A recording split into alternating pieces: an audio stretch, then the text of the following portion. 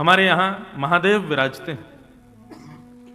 कैसे महादेव? जाने काम कियो ढेर, जिसने काम को जला करके नष्ट कर दिया, ऐसे महादेव यहां कैसे बैठे हैं? बोले गोपी नथनी बाने, नथनी पहन करके और बिल्कुल चुनरी पहन के गोपी बन करके बैठे हैं। बोलो गोपेश्वर महादेव की, गोपी बन करके बैठे हैं, गोपी का रूप धारण करके बैठे हैं। वो महादेव जिनके सामने काम भी नहीं टिक पाया, वो वृंदावन में जब आ जाते हैं तो गोपी बन करके घूम रहे हैं।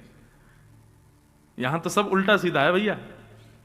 इसलिए ज्यादा पढ़े लिखे बन करके यहां अब ये 7 दिन कथा मत सुनिएगा, सहज बन के। मैं कथाओं में कहा करता हूं, भक्ति ना बुद्धि लगाने का विषय नहीं है, ज्यादा उसमें बुद्धि मत लगाना।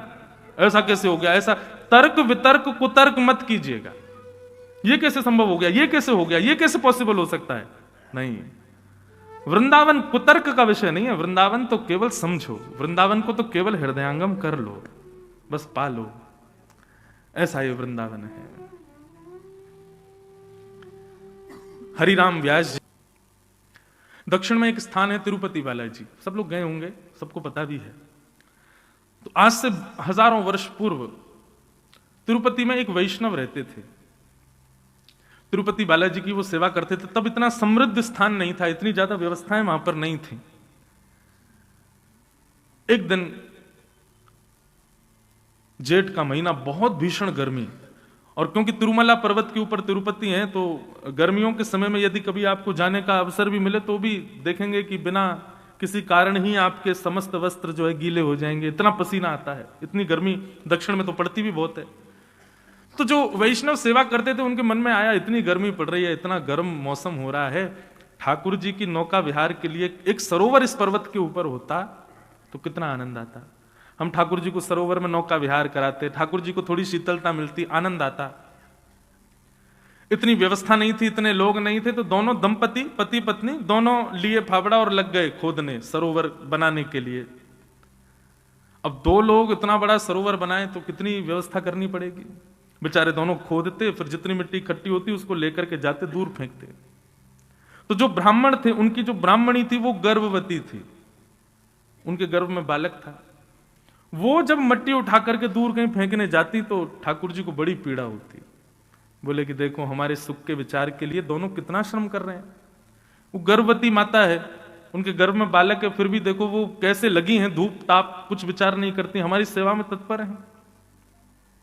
ठाकुर जी से देखा नहीं गया, और ठाकुर जी इतने में ही नन्हे से एक ग्वारिया बालक बन करके आए, सांवला सा उनका रूप, और जैसे ही वो मैया मट्टी डलिया में भर के उठा के फेंकने जाती, इतने में ही वो बालक रूप में ठाकुर जी आ जाते और उनसे डलिया छिना करके स्वयं लेकर के जाते और दूर फेंक करके, और फिर डलिया मैया के पास छोड़ के फिर भाग जाते।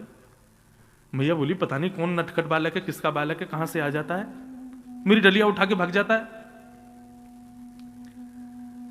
पुनश्च फिर से मट्टी इकट्ठी करके जैसे ही डलिया उठाई, फिर से ठाकुर जी आ गए और फिर से डलिया छिना के और लेके जाएं और दूर पटक करके और डलिया उनके पास में के फिर भाग जाएं, और वो रोकना चाहें तो रुके नहीं। 2-3 बार जब ठाकुर जी ने ये किया तो ब्राह्मणी ने जाके ब्राह्मण को दिखाया। बोले देखो आप मट्टी खोदते मैं भरती हूं, जैसे ही मैं लेके जाती हूं पता नहीं कहां से बालक आता है और वो पूरी डलिया लेके भाग जाता है और फेंक के और फिर कहीं अंतर्ध्यान हो जाता है, कहीं चला जाता है, छुप जाता है, किसका बालक है यहां? ब्राह्मण ने बोला देखो मैं देखता हूं कौन है। जैसी डलिया में पूरा मट्टी भर के जैसे ही ब्राह्मणी ने उठाया, इतने में ही जैसे ही वो बालक आया, बालक के रूप को देखते ही उनकी करधनी जैसे ही देखी, करधनी समझते हैं, कौंधनी कमर पर जो धारण करते हैं, वो स्वर्ण की कौंधनी वही थी जो तिरुपति बालाजी ने पहनी थी। वो देखते ही ब्राह्मण समझ गए, बोले ओहो ये तो साक्षात श्री वेंकटेश भगवान आ रहे हैं। ठाकुर जी के पीछे भागे तो वो तो अंतर ध्यान हो गए, तो ब्राह्मण सीधे मंदिर में गए और मंदिर में जाकर के बोले आप क्या कर रहे हैं भगवान, आप इस प्रकार से श्रम क्यों कर रहे हैं, हम कर तो रहे हैं आपके लिए व्यवस्था, आप क्यों आ रहे हैं वहां पर? तिरुपति बालाजी प्रकट हो गए, प्रकट होकर बोले देखो तुम्हारी ब्राह्मणी गर्भवती है, उसके गर्भ में बालक है, वो इतना श्रम करती है, उसको पसीने आते हैं, इतना परिश्रम करती, मुझसे वो देखा नहीं जाता। ब्राह्मण ने ऐसी बात कही कि श्री ठाकुर जी उन पर न्योछावर हो गए। ब्राह्मण बोले देखिए भगवान, आपका काम है ठकुराई करना, आपका काम है सेवा स्वीकार करना, आपका काम है भोग निवेदन करना, भोग पाना, सुंदर शयन करना, आनंद करना, और ये सब सेवा का क्रम, ये हमारी जिम्मेवारी है। तो कम से कम हमको जो सेवा का क्रम मिला है वो हमसे छीनिए मत। ये सेवा हमारी है, हमारे पास ही रहने दीजिए। ये सेवा ही तो हमको मिली है, ये भी आप ले जाएंगे तो फिर हम क्या करेंगे आपके लिए? ये सेवा तो कम से कम हमसे मत छीनिए। ठाकुर जी इतने प्रसन्न हो गए महाराज की ब्राह्मण को हृदय से लगा लिया। बोले कि तुमसे हम बड़े प्रसन्न हैं, तुम एक बार, यहां हम लोगों की शिकायतें खत्म नहीं होती ठाकुर जी के आगे। जे नहीं है, हम कैसे करें महाराज, अभी ऐसा चल रहा है, कैसे कथा सुने, ये चल रहा है, वृंदावन कैसे आए, हम इतनी इतनी शिकायतें करते हैं। और कहां वो ब्राह्मण देवता अपनी गर्भवती पत्नी को भी सेवा से विमुक्त ना होना पड़े, ठाकुर जी को डांट रहे हैं कि आप हमारी सेवा मत छीनिए, ये सेवा का अधिकार हमारा है, हमको ही करने दीजिए, ये भी आप ही करेंगे तो फिर भक्त किस काम के?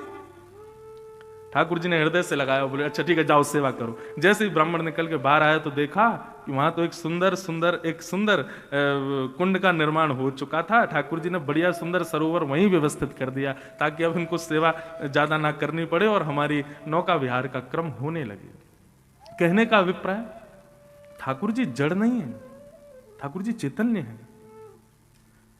चैतन्य का अभिप्राय क्या है? अभी सर्दी, आप लोग शॉल पहन रहे हो, जैकेट पहन रहे हो, क्यों? क्योंकि आपको सर्दी लग रही है। गर्मी आ जाती है, आप एसी चलाते हो, क्यों? क्योंकि आपको गर्मी लग रही है। ये क्यों? क्योंकि आपका शरीर चैतन्य है। ऐसे ठाकुर जी भी चैतन्य है, ठाकुर जी जड़ नहीं है। उनके प्रति जड़ बुद्धि मत रखो। वो दिखते जड़ हैं, वो दिखते ऐसे कि पाषाण में हैं, वो दिखते ऐसे कि कोई धातु में है, लेकिन वो धातु या पाषाण में नहीं है, वो साक्षात चैतन्य है। और मैं तो ऐसा कह दूं तो कोई अतिशयोक्ति नहीं, ठाकुर जी आए थे जब हमारे पास तब जड़ थे, अब उनको चैतन्य करने की जिम्मेवारी हमारी है। अब वो चैतन्य हो, ये जिम्मेवारी हमारी है। कभी आपके लड्डू गोपाल या जो भी सेवा का क्रम आप अपने घर में करते हो, कभी उनका स्पर्श करके अनुभव हो, जैसे एक मानव को स्पर्श करने पर अनुभव होता है, वो अनुभव उनको स्पर्श करके हो, तब सोचना अब हमारी सेवा प्रारंभ हुई है।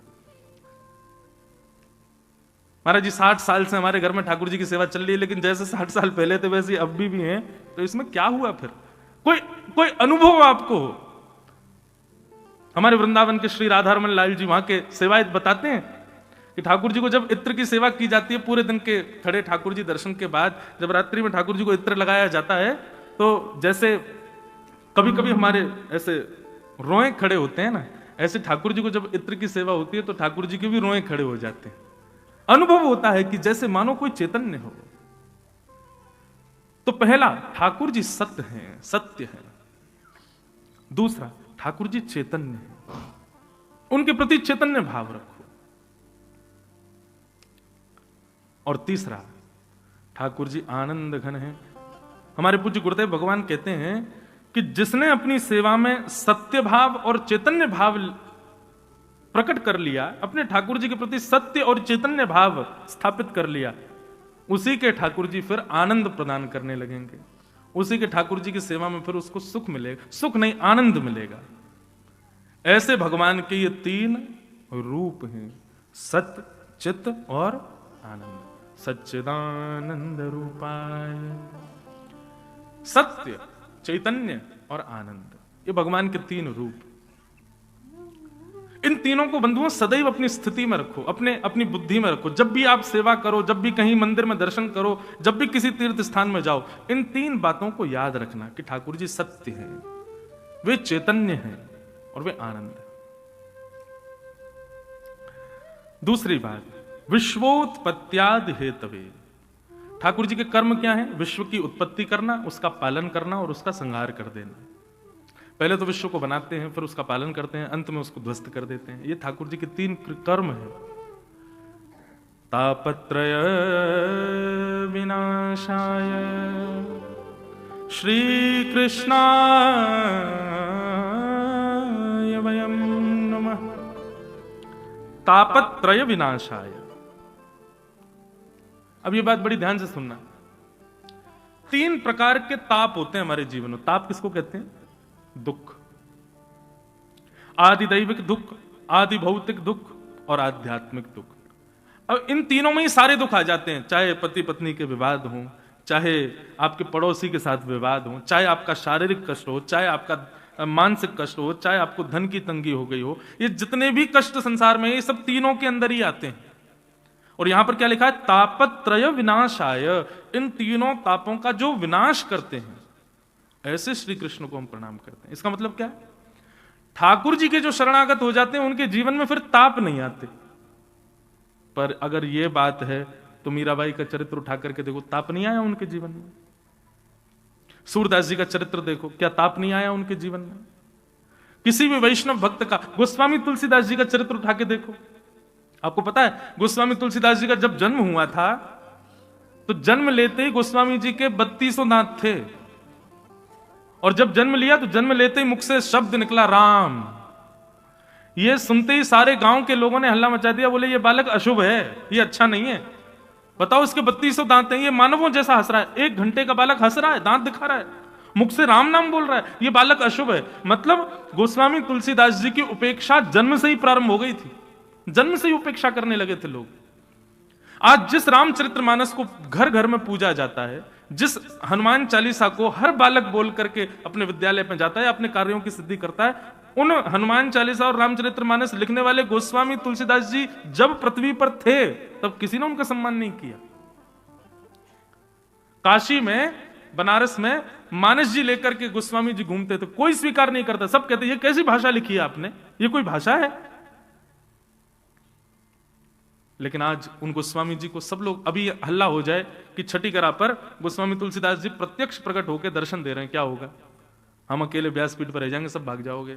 उन गोस्वामी जी आगे, भैया दर्शन करो उनके, इतने श्रेष्ठ हैं।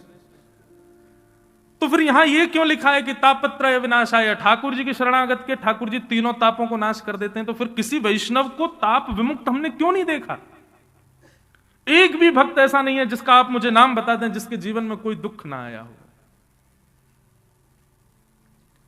तो फिर इसका भाव का अर्थ क्या है? बहुत ध्यान से सुनना। ठाकुर जी की शरणागति होने के बाद, भगवत शरणागति लेने के बाद जीवन में कष्ट आएंगे, जीवन में दुख आएंगे, जीवन में विपत्ति आपत्ति ये सब आएगी, पर उसका प्रभाव और उसका अनुभव उतना नहीं होगा। सांसारिक व्यक्ति को जितने कष्टों का अनुभव होता है, आध्यात्मिक व्यक्ति को उतना नहीं होता। प्रमाण दिखाएं? अब वो तो देखना पड़ेगा, लेकिन बता देते हैं।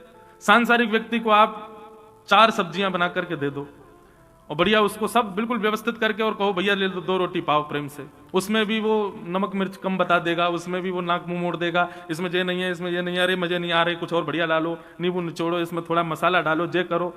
और वही भगवत वैष्णव भक्त हो, उसको आप 2 दिन बासी रोटी दे दो और उसमें ही थोड़े से टमाटर काट करके दे दो, या ठाकुर जी की कोई अमनिया प्रसादी हो, ठाकुर जी को भोग लगी हो, वो उसको दे दो, कैसी भी हो, बस ठाकुर जी की प्रसादी हो, वो बिल्कुल उसको प्रेम पूर्वक पालेगा। उसमें कोई किसी भी प्रकार का कोई भाव ऐसा नहीं रखेगा कि ऐसा क्यों।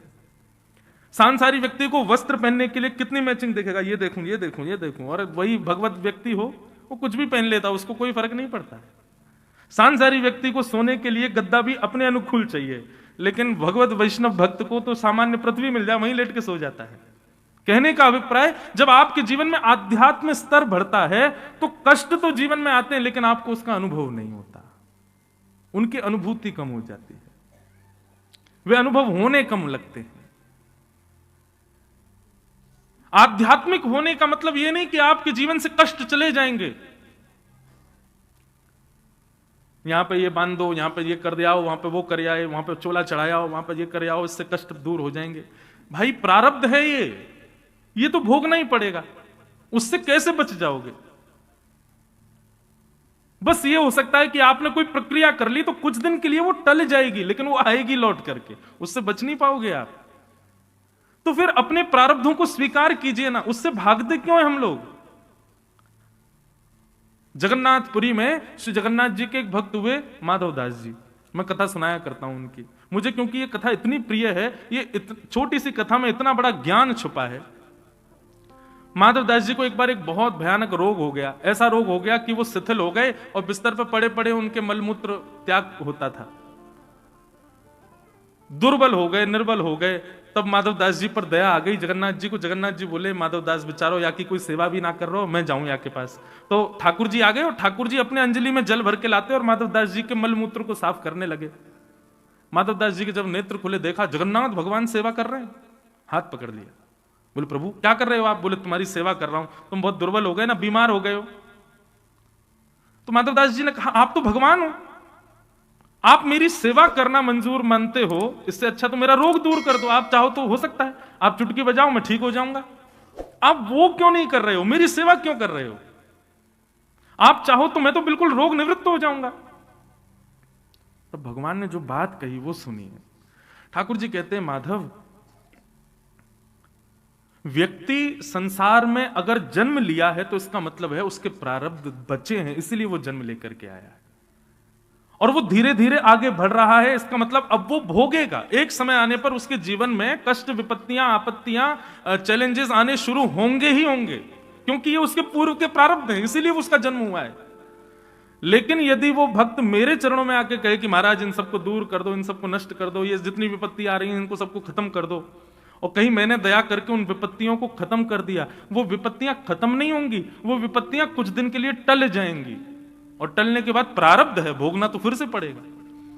माधव, आज तुमको एक रोग हुआ, यदि मैंने इस रोग को चुटकी बजा के ठीक कर दिया ना, तो अभी के लिए तो ये टल जाएगा, लेकिन ये प्रारब्ध जो तुम्हारा बच गया, जो तुमने भोगा नहीं, उसको भोगने के लिए तुमको फिर से जन्म लेना पड़ेगा और फिर तुमको भोगना पड़ेगा।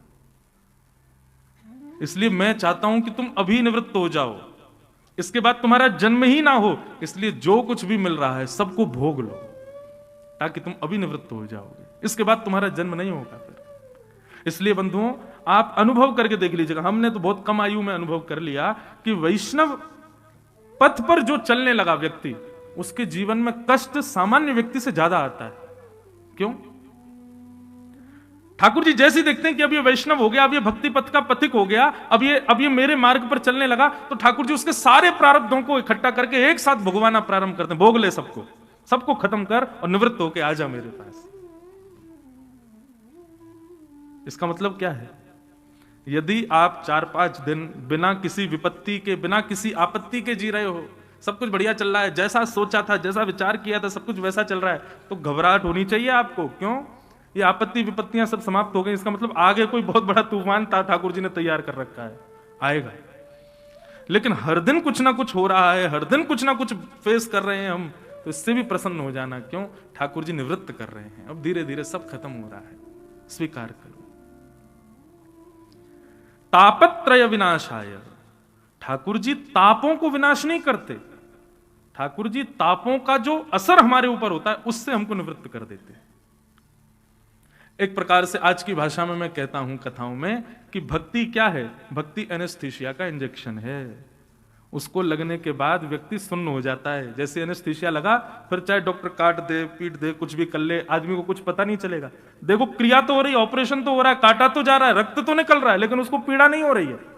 क्यों? सुन्न हो गया। ठीक वैसे ही भक्ति भी एनेस्थीसिया की तरह। एक बार यदि आप भक्ति पथ के, वैष्णव पथ के अनुगामी बन गए, विपत्तियां जीवन में आएंगी लेकिन आपको अनुभव नहीं होगा, उसकी इतनी ज्यादा कष्ट स्मृति में नहीं आएगा। तो तापत्रय विनाशाय श्री कृष्णाय वयम नमः। तो इस बात को आप लिख लीजिए, ठाकुर जी कष्ट दूर नहीं करेंगे। आप यदि उनके शरणागत हो गए तो पीड़ाएं दूर नहीं होंगी, बस पीड़ाओं का अनुभव कम होगा। और जैसे जैसे इस भक्ति मार्ग में आगे बढ़ेंगे, आध्यात्म मार्ग में आगे बढ़ेंगे, तैसे तैसे सांसारिक विपत्तियां कम होती चली जाएंगी, फिर विपत्तियां बदल जाएंगी। अभी विपत्ति क्या है? अभी विपत्ति सांसारी है। ऐसा हमने सोचा था, नहीं हो रहा, विपत्ति लग रही है। बेटा को ये कहा, नहीं कर रहा, विपत्ति लग रही है। बेटी से ऐसी अपेक्षा थी, नहीं मान रही, विपत्ति लग रही है। चाहते थे यहां घर बने, ऐसा हो वैसा, ये सब विपत्तियां हैं। लेकिन भक्ति मार्ग में आने के बाद में कष्ट केवल एक ही रह जाता है, और वो कष्ट क्या है पता है?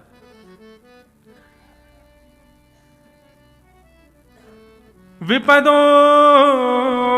नैव विपदः संपदो नैव संपद विपद विस्मरणं विष्णो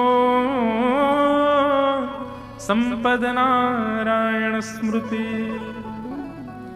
भक्ति मार्ग में आने के बाद केवल एक विपत्ति रह जाती है। भोजन नहीं मिला, ये विपत्ति नहीं। धन नहीं मिला, ये विपत्ति नहीं। ये नहीं हुआ, ये विपत्ति नहीं। तब तो एक ही विपत्ति है, क्या? हम रोज बिहारी जी दर्शन करने जाते हैं, आज नहीं जा पा रहे, ये विपत्ति। हम हर दिन वृंदावन को याद करते हैं, आज वृंदावन की याद क्यों नहीं आ रही, ये विपत्ति। हम रोज कथा सुनते हैं, लेकिन आज कोई कथा क्रम में जाने का अवसर ही नहीं मिल पा रहा, ये विपत्ति। हम नित्य अपने ठाकुर जी की सेवा करते हैं, लेकिन आज किसी कारण से मुझे कहीं जाना पड़ रहा है, मैं सेवा नहीं कर पा रहा, ये विपत्ति। भक्ति मार्ग में आने के बाद विपत्तियां बदल जाती हैं, फिर ठाकुर जी से संबंधी भाव ना मिलने पर विपत्ति लगती है, फिर संसार की स्थिति विपत्ति नहीं देती। ये विपत्ति का कारण बन जाता है।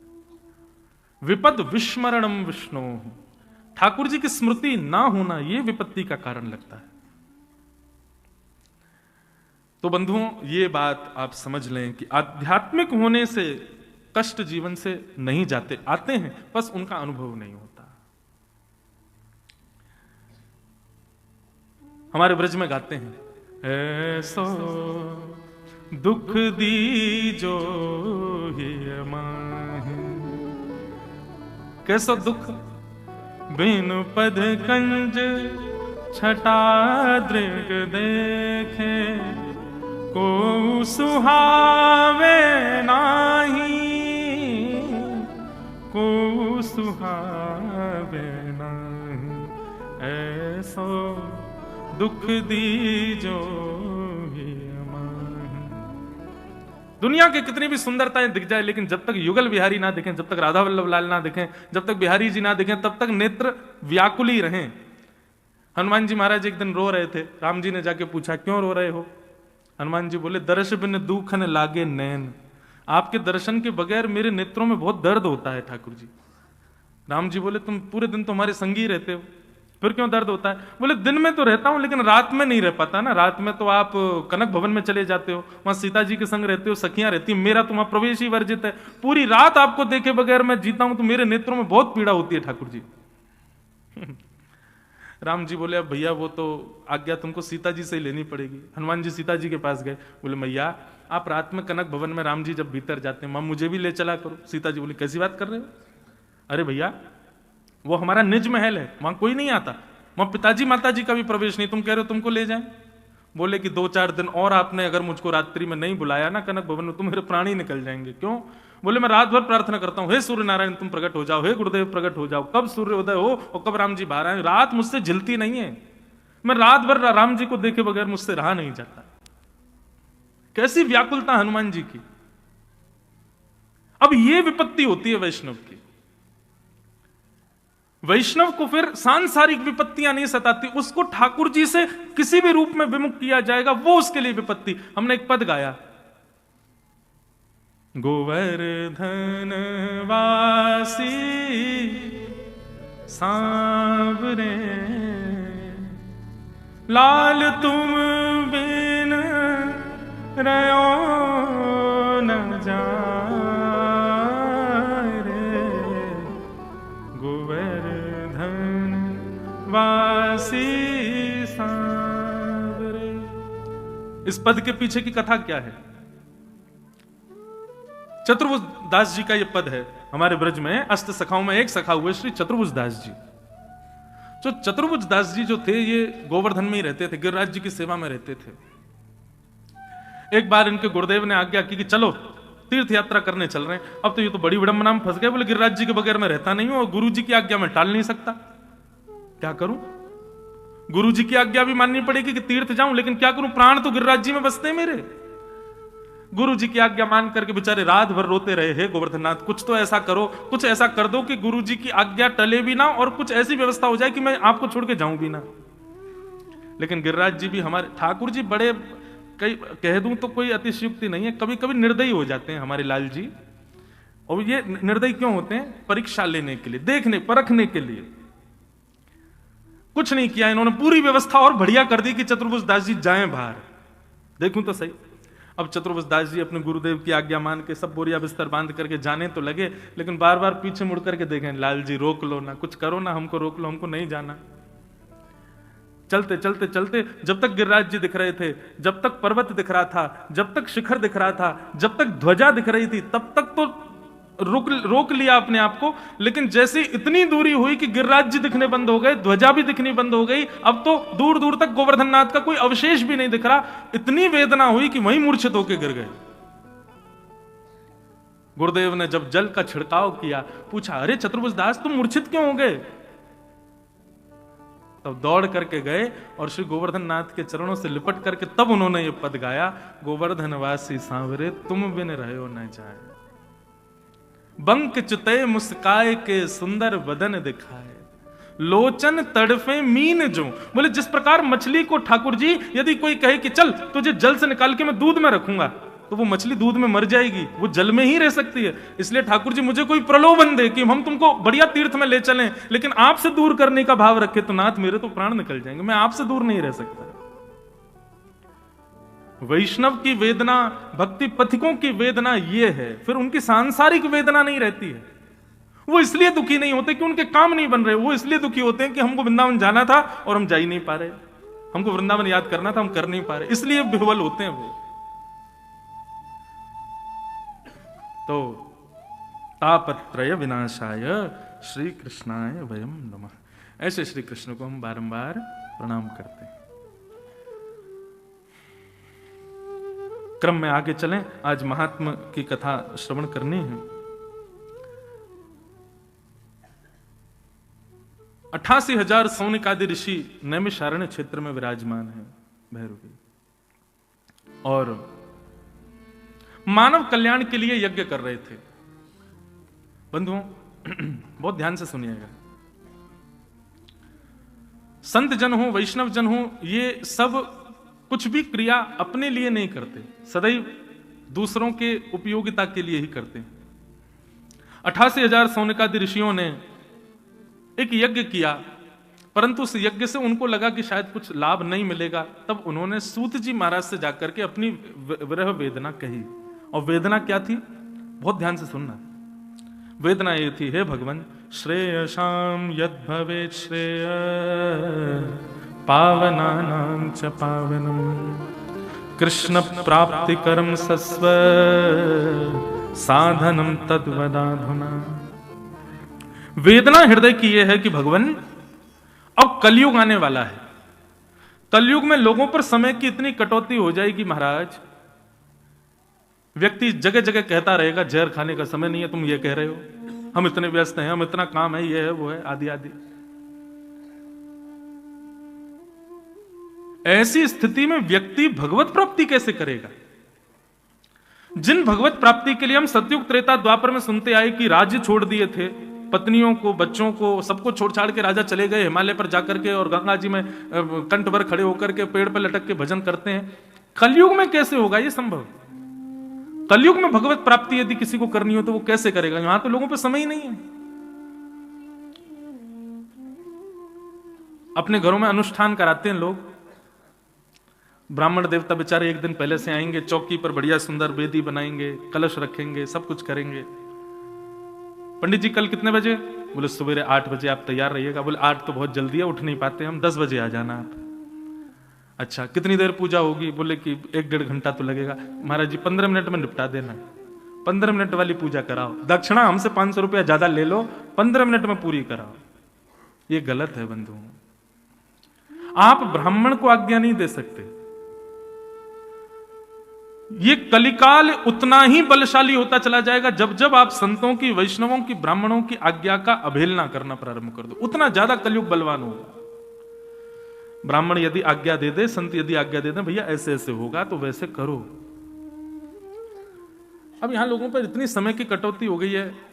पहले आप लोगों ने, कई लोग यहां पर ऐसे बैठे होंगे जिन्होंने 2 समय की कथा सुनी होगी, सुबह 9 से 12, फिर 3 से 6, 2 बार कथा।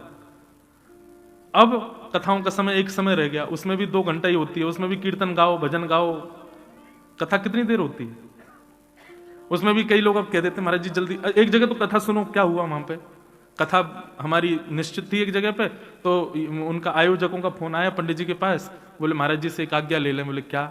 बोले 1.5 घंटा कथा के बाद हाई टी हो, बीच में चाय पियेंगे, ब्रेड पकौड़ा खाएंगे, महाराज जी भी थोड़ा सा कुछ खा पी लेंगे, उसके बाद फिर दोबारा महाराज जी व्यासपीठ पे, हम लोग बैठे। मैंने कि भैया कथा सुन रहे हो कि क्या? ये कोई मनोरंजन थोड़ी है भाई, ये मनोरंजन का विषय नहीं है, मनोमंथन का विषय है। और जब मंथन शब्द आता है ना, तो मंथन सदा अमृत को जन्म देता है। मंथन सदा नवनीत को यानी कि मक्खन को जन्म देता है, और जब मंथन होता है तभी नवनीत आता है, और जब नवनीत प्रकट होगा तब उसी नवनीत को चुराने के लिए ठाकुर जी पधारेंगे। आप कथा सुनकर के जाके सो मत जाया कीजिए बंधुओं, थोड़ा चिंतन किया कीजिए, मंथन किया कीजिए। जब मंथन करेंगे तब मंथन करने पर ऐसा कोई भाव हृदय में प्रकट होगा जो व्यास जी ने नहीं बताया, उसी भाव का